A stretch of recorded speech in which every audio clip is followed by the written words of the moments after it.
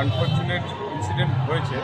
এটা ভিলেজ টুতে বিকালবেলা যখন একটা কনস্ট্রাকশন সাইটে কাজ করতে যাচ্ছিল তখন এরকম একটা মিসঅ্যাপ হয়।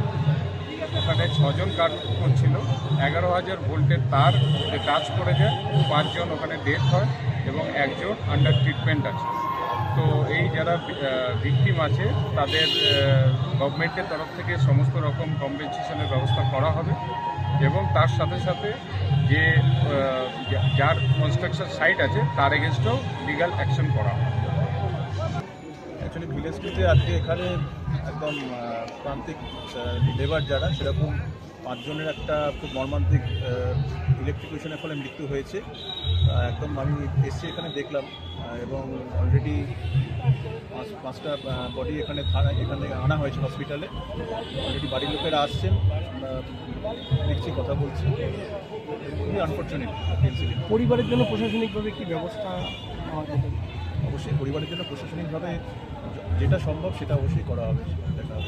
স্যার, যে নির্মাণ কার্য যেখানে করতে গিয়ে ঘটনা ঘটেছে, সেই নির্মাণ কার্যে সেই তাদের বৈধতা নিয়েও প্রশ্ন উঠছে, সে ব্যাপারে কতটা তদন্ত?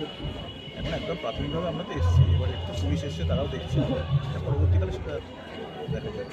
প্রথমত যেটা বলা দরকার, এরা হচ্ছে নির্মাণ শ্রমিক। একটা নির্মাণ কাজ করতে গেলে যে আমরা যেটা জানি, সরকারের মিনিমাম কতগুলো পারমিশন নেওয়া দরকার। সেটা অঞ্চল হোক, পৌরসভা হোক আর যাই হোক, প্ল্যান অ্যাপ্রুভ করে পারমিশন করানো এবং হাই টেনশন লাইনের নিচে কাজ হচ্ছে। এটা কি করে সম্ভব? সেখানে মেশিন লাগিয়ে কাজ হচ্ছে, এতগুলো শ্রমিকের প্রাণ গেল, এর দায়ভার কে নেবে? সুতরাং এটা সঠিক তদন্ত করে এসডিও, বিডিও এবং পঞ্চায়েত প্রধানদের এলাকায় সঠিক তদন্ত করে প্রকৃত ঘটনার জন্য দায়ীকে, দোষীকে, অর্থাৎ এই কাজের জন্য যে ঠিকাদার কাজ করছে, যার মেশিনে কাজ হচ্ছে, সে হাইটেনশনের নিচে এইভাবে একটা কাজ করতে গিয়ে এতগুলো নির্মাণ শ্রমিকের প্রাণ গেল, এর দায়ভার আগামী দিনে কে নেবে? সুতরাং এটা অতি শীঘ্রই তদন্ত করে, পূর্ণাঙ্গ তদন্ত করে, দোষী যারা, যে ঠিকাদারের আন্ডারে কাজ, যার মেশিন নিয়ে কাজ, এই দোষীদের অবিলম্বে শাস্তি দেওয়া দরকার, দৃষ্টান্তমূলক।